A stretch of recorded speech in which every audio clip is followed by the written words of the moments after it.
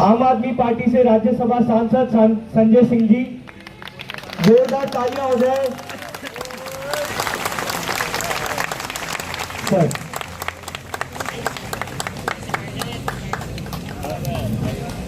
पिछले 7 दिनों से अनशन पर बैठे हुए सोनम वांगचुक जी को मैं नमन करता हूं, उनकी बहादुरी को, उनकी तपस्या को। अभिजीत दीपके जी और उनके सभी साथियों को, जिन्होंने जंतर मंतर से नौजवानों को एक आवाज दी है, आवाज दी है पेपर लीक के खिलाफ, आवाज दी है सरकार की तानाशाही के खिलाफ। और ये आवाज हिंदुस्तान के हर नौजवान को सुननी चाहिए, क्योंकि जब अभी मैं बातचीत कर रहा था तो मैंने सोनम जी से पूछा कि आपकी उम्र कितनी है, तो मुझसे कहने लगे कि 59 साल की हमारी उम्र है। 59 साल के सोनम वांगचुक अगर इस देश में पेपर लीक रोकने के लिए अनशन कर सकते हैं, तो हिंदुस्तान के हर नौजवान को इनके समर्थन में खड़ा होना चाहिए, खड़ा होना चाहिए इनके समर्थन में। इसलिए कि पीर पर्वत बन चुकी है, अब पिघलनी चाहिए। फिर हिमालय से कोई गंगा निकलनी चाहिए। सिर्फ हंगामा खड़ा करना मेरा मकसद नहीं, मेरी कोशिश है कि ये सूरत बदलनी चाहिए। और मेरे सीने में नहीं, मेरे सीने में नहीं तो तेरे सीने में सही हो कहीं भी आग, लेकिन आग जलनी चाहिए। बिल्कुल ठीक कहा हमारे दोस्त जॉन ब्रिटास जी ने। ये देश आजाद कैसे हुआ?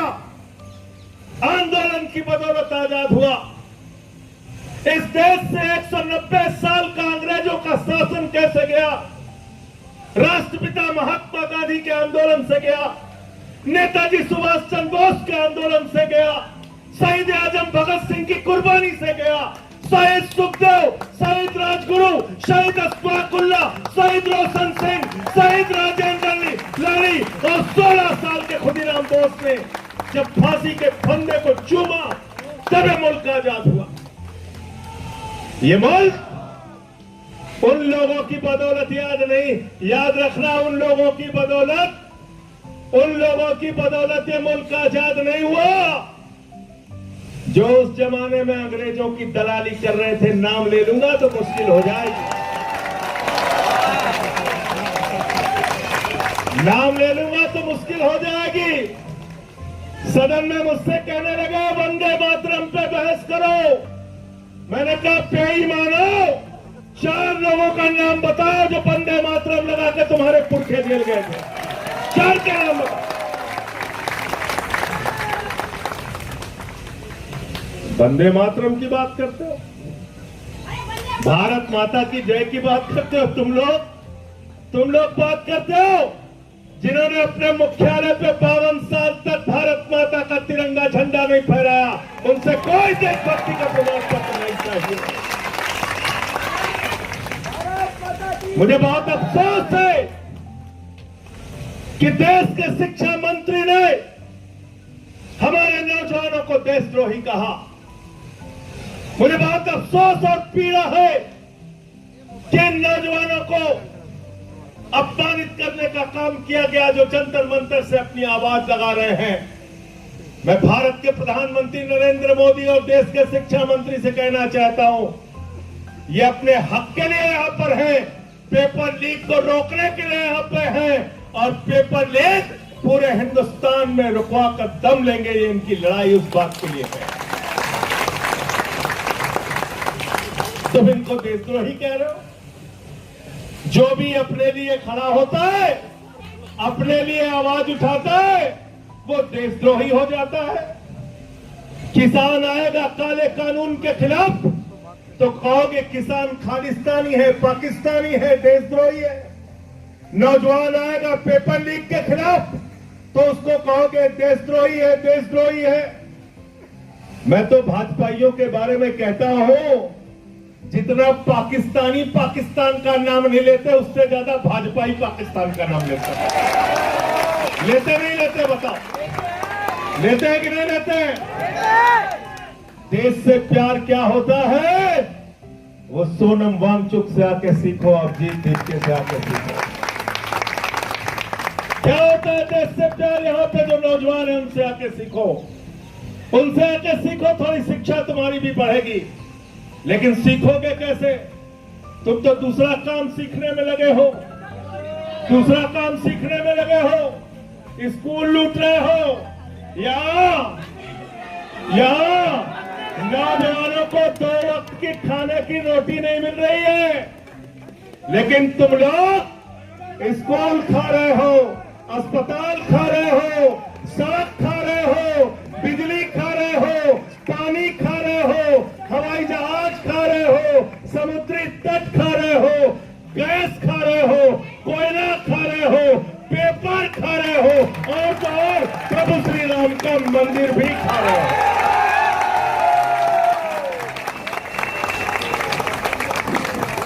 मैं बड़ा हैरान था कि सब कुछ तो खा गए, अब क्या खाएंगे? कोयला खा गए, गैस खा गए, बिजली खा गए, पानी खा गए, सड़क खा गए, पुल खा गए, जहाज खा गए, अब पेट्रोल खा रहे हैं, उसमें कह रहे हैं एथेनॉल मिला के गाड़ी खाएंगे। गाड़ी खा रहे हैं, स्कूटर खा रहे हैं, बस खा रहे हैं। मैं सोच रहा था सब खा गए, अब क्या खाएंगे? कहने लगे संजय सिंह जी गलतफहमी मत पालो, अब हम प्रभु श्री राम का मंदिर खाएंगे, वहां का चंदा खाएंगे। चंदा लूट रहे, चंदा चोरी कर रहे हैं। तो मैं ये कहना चाहता हूं, जिन्होंने भगवान को नहीं बख्शा, वो ना तो राम के हैं, ना आपके हैं, ना किसी काम के हैं। गलत तो नहीं कह रहा हूं?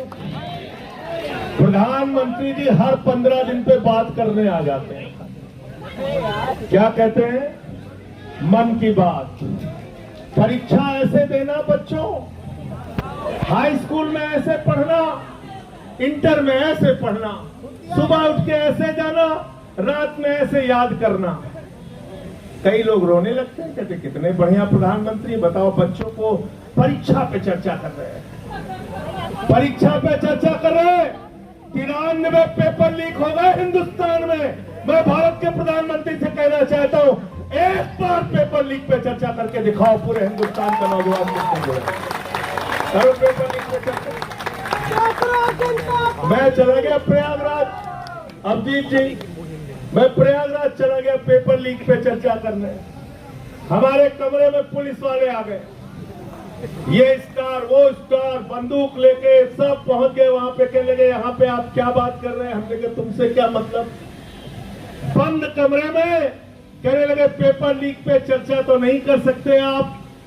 मैंने कहा तुम पेपर लीक कर सकते हो बेईमानो, हम चर्चा भी नहीं कर सकते, हम चर्चा भी नहीं कर सकते।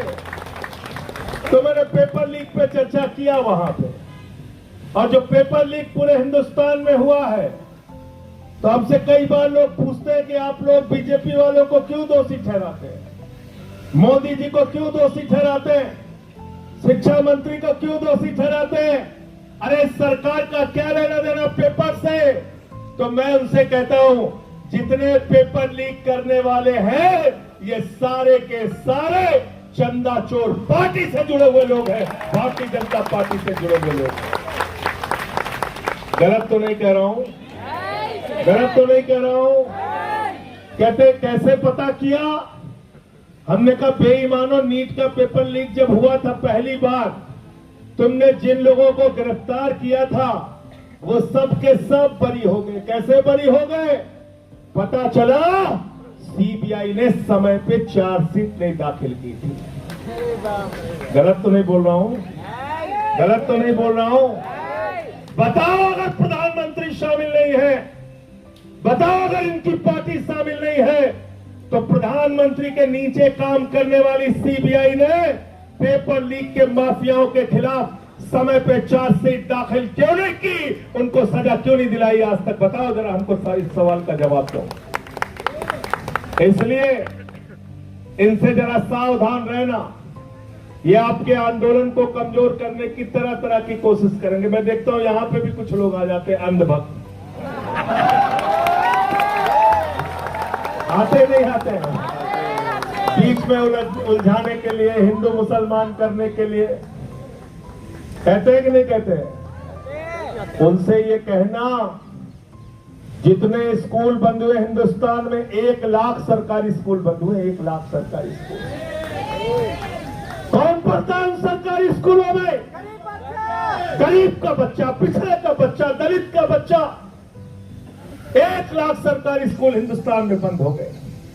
1,20,000 सरकारी स्कूल हिंदुस्तान में है, जिसमें सिर्फ एक टीचर काम करती है। 90,000 सरकारी स्कूल हिंदुस्तान में ऐसे हैं जिसमें बच्चियों के लिए टॉयलेट का इंतजाम नहीं है। इस देश में हजारों लाखों सरकारी स्कूल ऐसे हैं जहां पे मिड डे मील में बच्चों को नमक रोटी खाने के लिए दी जाती है, उनके चावल में कीड़े पड़ जाते हैं। मैं पूछना चाहता हूं, हिंदुस्तान के अंदर लोगों को बांटने वाले लोगों, बताओ, जो नारा लगाते हो जिस हिंदू का खून न खोला, इन बच्चों के स्कूल बंद होने पर तुम्हारा खून क्यों नहीं खोलता? क्यों नहीं तुम सड़कों पे आते हो पेपर लीक के सवाल पे? आओ इस जंतर मंतर पे समर्थन करने के लिए आओ इनका साथ दो नौजवानों का। और 20 तारीख से संसद शुरू होने जा रही है।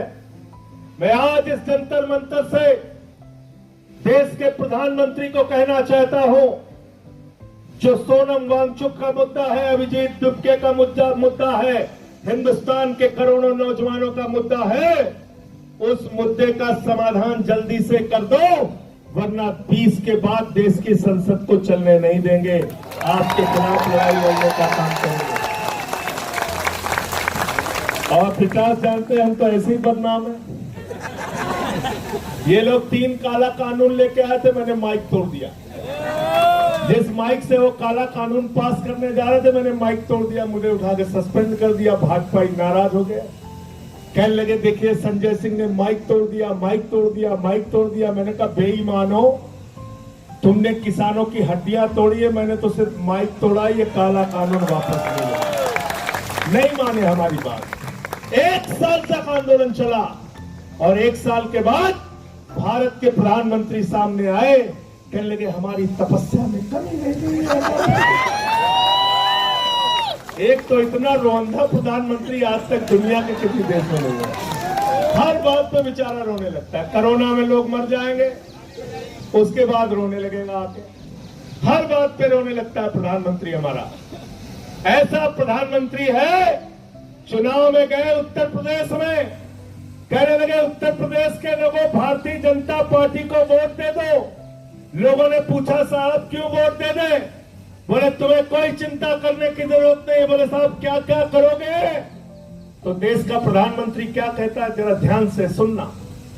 भारत का प्रधानमंत्री उत्तर प्रदेश में स्कूल बनाने के लिए नहीं कहता, अस्पताल बनाने के लिए नहीं कहता, सड़क बनाने के लिए नहीं कहता, रोजगार देने के लिए नहीं कहता, फैक्ट्री लगाने के लिए नहीं कहता, पेपर लीक रोकने के लिए नहीं कहता। देश का प्रधानमंत्री कहता है भाइयों और बहनों, जरा हमको बताओ, अगर गांव गांव में कब्रिस्तान है तो शमशान होना चाहिए कि नहीं?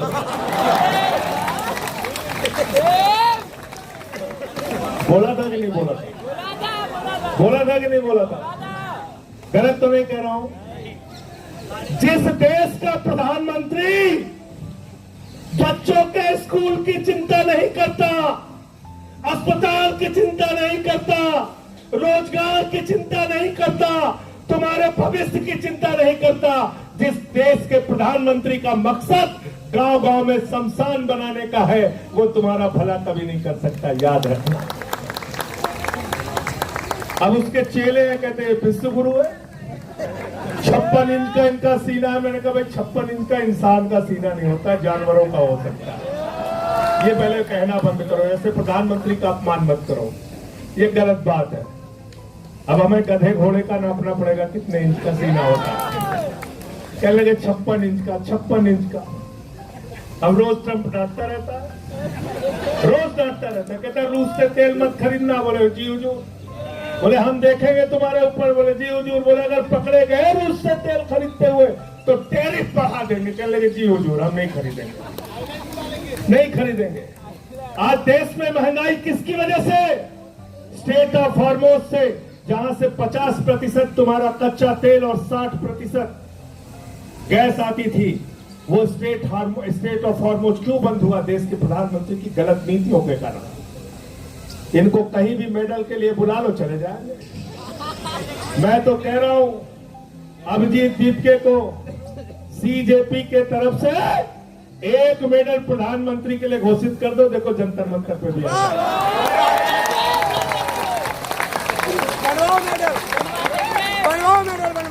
घोषित कर दो एक मेडल। पेपर लीक मेडल, कोई भी नाम रख दो, आ जाएंगे लेने के लिए। अभी कहीं गए थे, कौन से देश में गए थे? सेशल्स में गए थे। 1,15,000 की आबादी है वहां पे। उसी दिन उन्होंने मेडल बनाया, उसी दिन पहना दिया, प्रधानमंत्री चले आए। इजराइल चले गए 3 दिन पहले युद्ध के। तो भारत के प्रधानमंत्री, उनको पूरी दुनिया में घूम घूम के चिंता है। देश में हिंदू मुसलमान करके लोगों को बांटने की चिंता है। देश के अंदर नफरत फैला के अपने वोट की राजनीति करने की चिंता है। लेकिन पेपर लीक कैसे खत्म हो, इस बात की चिंता अगर प्रधानमंत्री को नहीं है, तो मैं पूरे देश के नौजवानों को आह्वान करना चाहता हूं फिर से एक बार कि एक तरफ 59 साल के हमारे सोनम वांगचुक हैं और दूसरी तरफ हमारा ये भाई, ये नौजवान साथी अभिजीत दीपके हैं। इनके कंधे से कंधा मिलाने के लिए आओ। हमारा ये रंगा भाई है, इनके साथ दो। हमारे एक एक जितने भी साथी हैं इस जंतर मंतर के आंदोलन में, मैं सर झुका के आप सबको नमन करता हूं, आपके हौसले को नमन करता हूं और यकीन दिलाना चाहता हूं कि सिर्फ बातों में यकीन मत रखना। यहाँ पे बहुत सारे लोग आएंगे, बोलेंगे और चले जाएंगे, लेकिन हम आपके लिए करते क्या है उसके ऊपर पूरी नजर रखना। अगर संसद चली और हमारी और जॉन ब्रिटास की आवाज वहां पर सुनाई नहीं दी, तो सवाल हमसे भी करना। और जो लोग आके यहाँ पर बड़ी बड़ी बातें करेंगे, सवाल उनसे भी करना, सवाल उनसे भी करना। वो शख्सियत आपके बीच में है सोनम वांगचुक जी, जिन्होंने लद्दाख के अधिकारों के लिए लड़ाई लड़ी। हम लोगों की फोन पर उस समय कई बार बातें होती थी। 16 दिन का अनशन इन्होंने किया, 21 दिन का अनशन इन्होंने किया, कई 100 किलोमीटर की पद यात्रा इन्होंने की। आप लोगों ने कई देश के कई हिस्सों में जाके आंदोलन किया, नौजवानों की आवाज उठाई। इस आवाज को कमजोर मत होने देना। आपके सिर्फ जंतर मंतर पर बैठने से पूरी सत्ता कहीं न कहीं हड़बड़ाई, बौखलाई और डरी हुई है। और डरपोक लोग ये सिर्फ पुलिस के भरोसे अपनी छाती चौड़ी करके घूमते हैं। मैं पुलिस के नौजवानों से, मैं पुलिस के जवानों से भी कहना चाहता हूँ, हमारे बीच में हरेंद्र यादव हैं, आप हरेंद्र यादव जी हैं और हमारे साथी हैं। ये सेना में इन्होंने कई वर्षों तक भारत की सेवा की है। मैं आप लोगों से भी कहना चाहता हूँ, पुलिस के जवानों से, मैं पुलिस के अधिकारियों से भी कहना चाहता हूं, तुम्हारे बच्चे भी पेपर लीक से परेशान हैं। तुम्हारे बच्चों का भी पेपर लीक होता है। अगर सरकार डंडा मारने को कहे तो डंडा साथ पे चला के तोड़ देना, बच्चों के ऊपर मत चलाना। ऐसा किया था, एक जमाने में किया था, जब इस देश में आपातकाल लगा था, तो उसके खिलाफ जब नौजवानों ने आंदोलन किया था तो पुलिस के लिए नारा लगता था, ये अंदर की बात है, पुलिस हमारे। तो इसलिए आप लोगों को फिर से एक बार आपके आंदोलन को हृदय की गहराइयों से बधाई देते हुए, आपके आंदोलन को नमन करते हुए, इस भरोसे के साथ कि इस सरकार को आपके आगे झुकना पड़ेगा, आपकी बात, आपकी मांगों को मानना पड़ेगा, मैं अपनी बात को यहीं पे समाप्त करता हूं और चंदा चोरों के लिए एक लाइन कह के अपनी बात को खत्म करूंगा कि ये अमन बिक रहा है, चमन बिक रहा है। अमन बिक रहा है, चमन बिक रहा है, गरीबों के तन का कफन बिक रहा है, बाजारों में राधा का तन बिक रहा है। यारो बुरा न मानो तो कह दो, इन बेईमानों के हाथों वतन बिक रहा है, इन बेईमानों के हाथों वतन बिक रहा है। इस वतन का सौदा करने वाले लोगों से आपको ये लड़ाई लड़नी है। और पीछे से कोई एक गीत के लिए बात कर रहे थे, एक गीत कह के अपनी बात खत्म करो। आप भी साथ देंगे ना हमारा? रुके न जो, रुके न जो, झुके न जो, दबे न जो, मिटे न जो, हम वो इनकलाब है, जुल्म का जवाब है, हर शहीद का गरीब का हम ही तो ख्वाब है। रुके न जो, रुके न जो, झुके न जो, दबे न जो, मिटे न जो, हम वो इनकलाब है, जुल्म का जवाब है, गीत का गरीब का हम ही तो ख्वाब है। रुके न जो, झुके न जो, जी रहे इसलिए कि प्यार जग में जीत सके, प्यार जग में जीत सके, प्यार जग में जीत सके। आदमी का खून कोई आदमी न पी सके, आदमी न पी सके, आदमी न पी सके। मालिको, मालिको मजूर के, नौकरों हुजूर के, फर्क को मिटाएंगे, समानता को लाएंगे। रुके न जो, रुके न जो, झुके न जो, दबे न जो, मिटे न जो, हम वो इनकलाब है, जुल्म का जवाब है, हर शहीद का गरीब का हम ही तो ख्वाब है। रुके न जो, रुके न जो, मानते नहीं है फर्क हिंदू मुसलमान का, हिंदू मुसलमान का, हिंदू मुसलमान का। जानते हैं रिश्ता इंसान से इंसान, इंसान से इंसान, इंसान से इंसान का। जाति के, जाति के, धर्म के, भाषा और देश के बंद को मिटाएंगे, समानता को लाएंगे। रुके न जो, हर हाथ ऊपर, रुके न जो, झुके न जो, दबे न जो, मिटे न जो, हम वो इनकलाब, जुल्म का जवाब है, हर शहीद का गरीब का हमें तो ख्वाब है। रुके न जो, रुके न जो, झुके न जो, दबे न जो, मिटे न जो, हम वो आप है, जुल्म का जवाब है, हर शहीद का गरीब का हमें तो ख्वाब है। रुके न जो। भारत माता की इंकलाब, इंकलाब, इंकलाब, जिंदाबाद।